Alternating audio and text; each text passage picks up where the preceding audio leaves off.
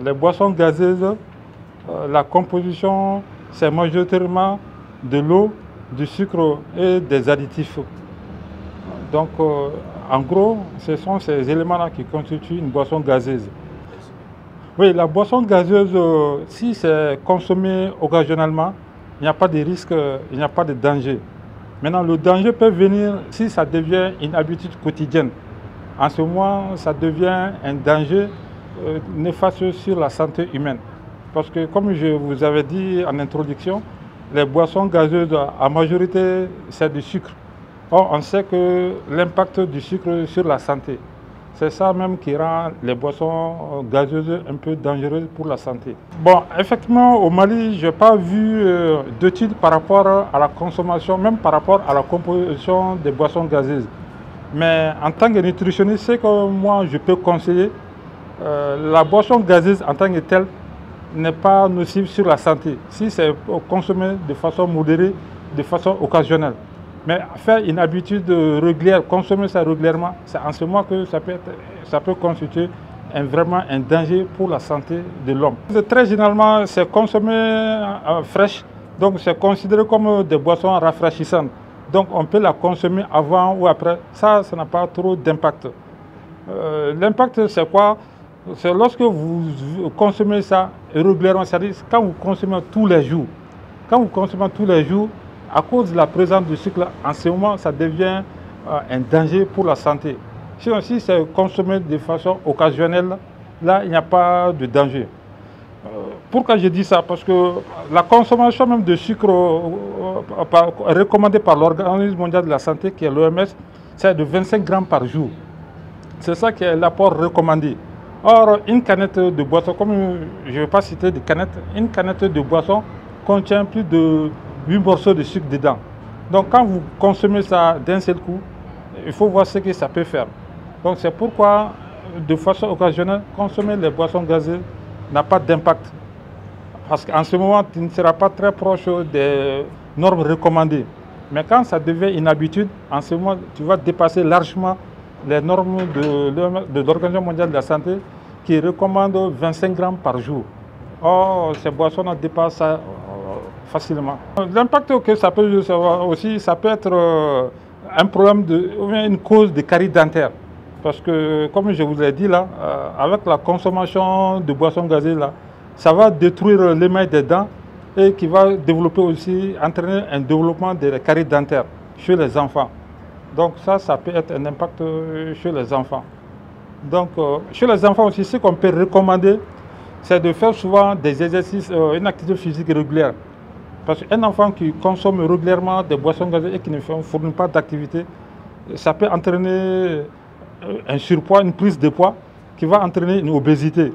Et l'obésité peut entraîner des problèmes de tension, d'hypertension artérielle, des problèmes cardiovasculaires et ça peut même entraîner le diabète de type 2. En ce moment, qui va avoir des conséquences néfastes sur la santé. Mais effectivement, il y a des études qui ont prouvé aussi que la consommation de boissons gazeuses est associée à une maladie qu'on appelle ostéoporose. Donc les personnes, on a remarqué que les personnes qui consomment régulièrement également des boissons gazeuses ont des problèmes d'ostéoporose. Donc c'est des études scientifiques qui ont effectivement prouvé ça. Donc c'est pourquoi tout le temps il faut consommer la boisson gazeuse avec modération. Donc dans la semaine, la consommation de canettes de boissons gazeuses, ça ne doit pas dépasser 2. Sinon, à long terme, ça peut avoir des répercussions pour la santé. Parce que les sucres que nous consommons à travers les autres aliments, ça couvre déjà les besoins alimentaires en matière de sucre. Donc quand on ajoute d'autres sucres, donc ça va dépasser les capacités de l'organisme et tu seras exposé à des pathologies comme je viens de citer. Bon, la consommation de boissons gazeuses pendant les soirées aussi, comme vous savez, la boisson gazeuse, ça contient de la caféine. Et on sait que la caféine, ça empêche l'hormone qui est chargée du sommeil. Donc ça perturbe le sommeil et ça peut entraîner une insomnie. Donc la consommation de boissons gazeuses après une soirée, ça peut causer aussi une insomnie et ça peut provoquer des troubles de la fréquence cardiaque aussi. Il ne faut pas dépasser ça. Et en même temps, il faut faire une activité physique régulière. Voilà. C'est ça qui permet un peu de corriger le tir. Que ce soit les boissons gazeuses que ce soit les jus, parce que même dans les jus naturels là, on ajoute du sucre. Si c'est du jus processé seulement qu'on boit concentré là, il n'y a pas de problème. Même là aussi, il faut consommer avec modération. Parce que il y a toujours la quantité de sucre à ne pas dépasser. À savoir les 25 grammes qui sont recommandés journalièrement. Donc même les jus de fruits autres là, il faut consommer aussi avec modération. Mais les jus, il y a un avantage parce que là au moins ça contient des éléments nutritifs. Mais les boissons gazeuses là, il y a beaucoup de calories, mais il n'y a pas d'apport nutritif dedans. C'est ça qui fait un peu la différence entre les jus et les boissons gazeuses. Dans les boissons gazeuses, il n'y a pas d'apport nutritif, mais c'est riche en calories. Par contre, avec les jus de fruits autres là, il y a un apport nutritif qui est dedans parce qu'on peut trouver des vitamines dedans qu'on ne peut pas trouver dans les boissons gazeuses. Effectivement, eux, le cancer le plus incriminé dans cette affaire, c'est le cancer du pancréas. Il y a des études qui ont aussi montré que la consommation régulière de boissons gazeuses peut entraîner le cancer et surtout le cancer du pancréas. Le problème avec le cancer, il faut que ça soit détecté le plus rapidement possible pour trouver une solution. Sinon, ce n'est pas facile de traiter un cancer à un certain stade. Donc c'est pourquoi toujours on prévoit la prévention. Et c'est pourquoi toujours par rapport aux boissons gazeuses là, parce que les gens, dans l'idéal, c'est se rafraîchir. Or, la boisson idéale pour se rafraîchir là, c'est l'eau potable, pas les boissons gazeuses. Oui, parce que comme je dis, ça contient beaucoup d'additifs. Bon, toutes ces choses-là ne sont pas maîtrisées. Donc ça peut entraîner beaucoup de choses qui sont à l'heure actuelle qui ne sont pas bien maîtrisées.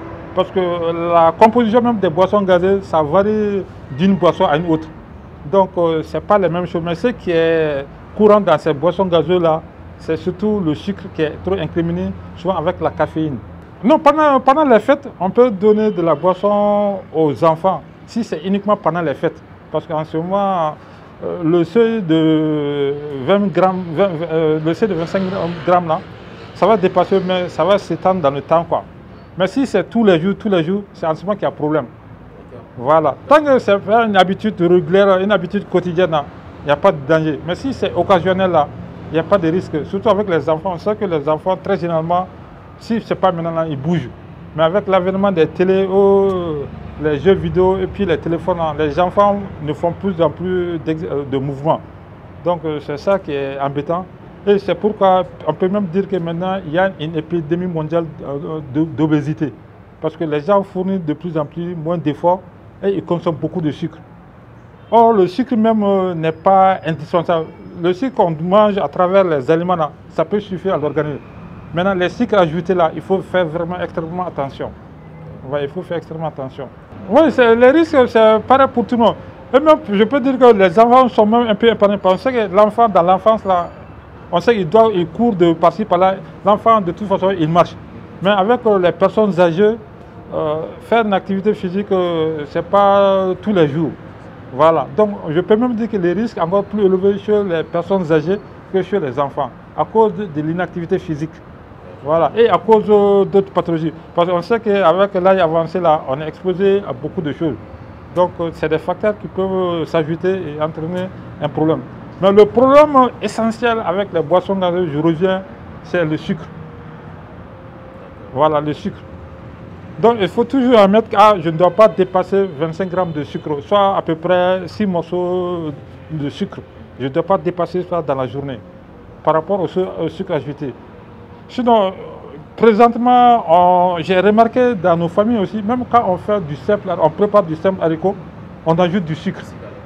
Bon, quelqu'un se dit que bon, moi je consomme ça seulement. Il ne sait pas qu'il y a du sucre. Donc ça fera du sucre ajouté sans le savoir. Donc je demande aussi à nos sœurs, à mes mères aussi, quand ils mettent du sucre aussi dans nos repas là, il faut que ça soit avec modération. Parce que le sucre, ça peut poser beaucoup de problèmes.